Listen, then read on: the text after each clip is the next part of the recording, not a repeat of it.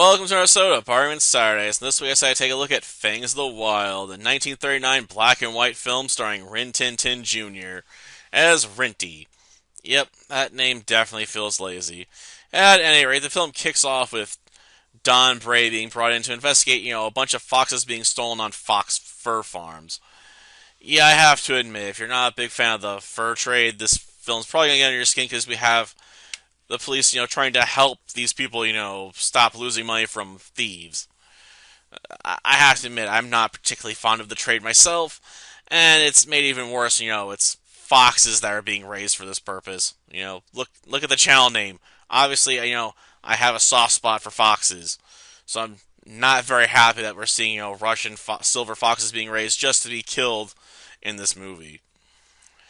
Um, but getting beyond my distaste for that, obviously, if the fox thieves get busted rather early on because they were careless and showed up in a car in broad daylight, no less, and just walked off, to look at some new watchtowers. This one fur farm had set up to try and spot them in the act. Of course, their real thief is their dog they trained to go in and steal the foxes. Though how they taught a dog how to go in and steal silver foxes is beyond me. Because you'd have to assume if they did this, they must have had the dog, go after silver furred foxes that they owned at some point. Or did they just put a stand in, and get a fake fox fur or something for it to go after? Like, how exactly did they train the dog? They don't really showcase how that was done. I'm not saying you can't teach dogs, interesting tricks, but it's a bit weird this dog can literally go hours without food or a handler and you can just go into a fox farm and steal a fox and leave without anyone actually noticing. Not to mention it's a bit weird that the foxes don't put up a bigger fight and therefore make a lot more noise that would cause people on the lookout to make sure no one's doing anything suspicious around the farm to be able to just slip away so easily. Like, you assume there'd be a big ruckus from a fox versus dog fight.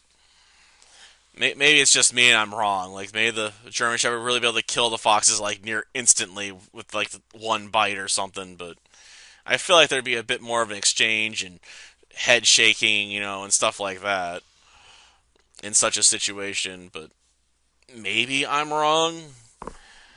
At any rate, eventually Don manages to track down where the thieves are selling their furs because he gets a lady friend, I guess, associated with the force to come in, who has a bit more knowledge about the fur trade, to check out various fur selling stores, see who's willing to sell stuff, on the cheap, considering these are very expensive furs, that cost thousands of dollars. Then you gotta turn them into a coat, so there's some skilled labor involved there, I'm sure, considering this is a luxury item. And she eventually stumbles across a store willing to sell them for half price, which obviously is ridiculous. You're not gonna cut the price that much on a luxury item unless it's stolen goods. And I just hope people are so happy with the deal they got, they don't question why you're willing to sell them for so cheap.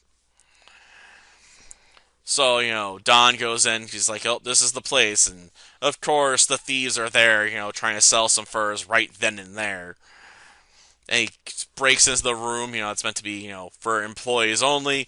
And a firefight kicks off after one of the thieves realizes, oh, I'm next to the light switch and just flips the lights off. So after a couple of rounds that miss for being shot by everybody, they start, throwing fists in the dark. So it's just like, oh, great, I can't see what's really going on that well.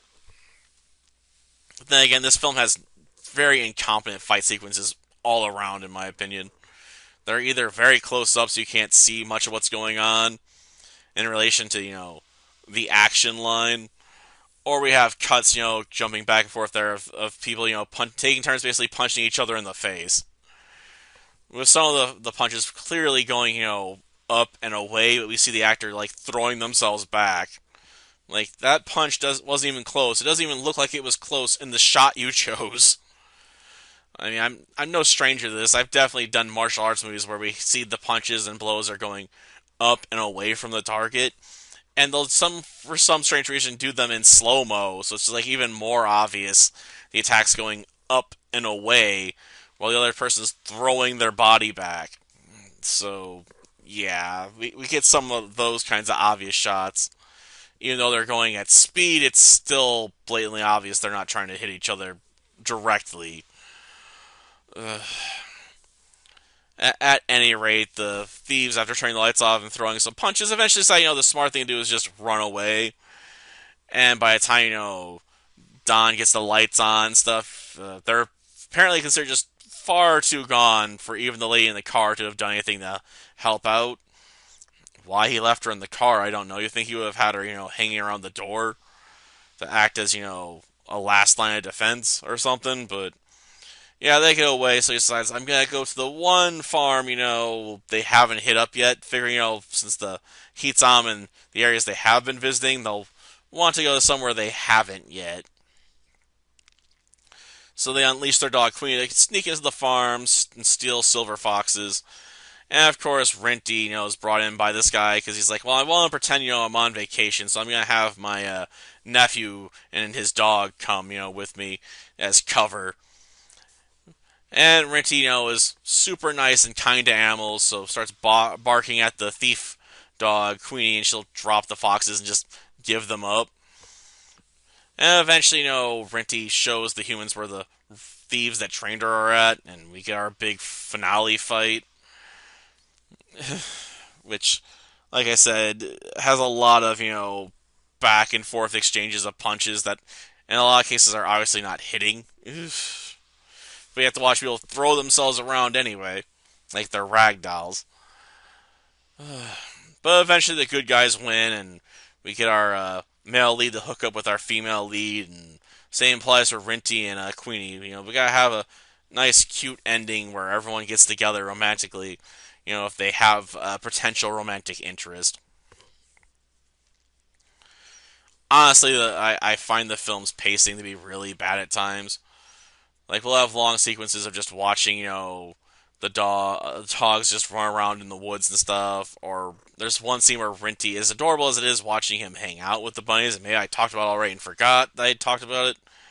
It doesn't add anything really to the film beyond showing that Renty's not a savage killer. He's a bunny lover. He'll let them hop all over him. Kind of reminds me of when we had Lacey. Like she might chase after squirrels, but my mom's bunny could literally jump on her head, and just sit there, and she would do nothing. She's like, "Well, I can't mess with mom's bunny. She's part of the family. She can sit on my head if she wants. She's just a small dog, as far as I'm concerned." Kind of miss Lacey, but that's a different subject altogether. At any rate, we have our happy ending, all that jazz. But yeah, this probably isn't a film I'd watch again. I mean, at least it kept my attention better than some of the other films I've looked at this month, but it's definitely not something I considered a favorite or anything. Until next time, then. See ya.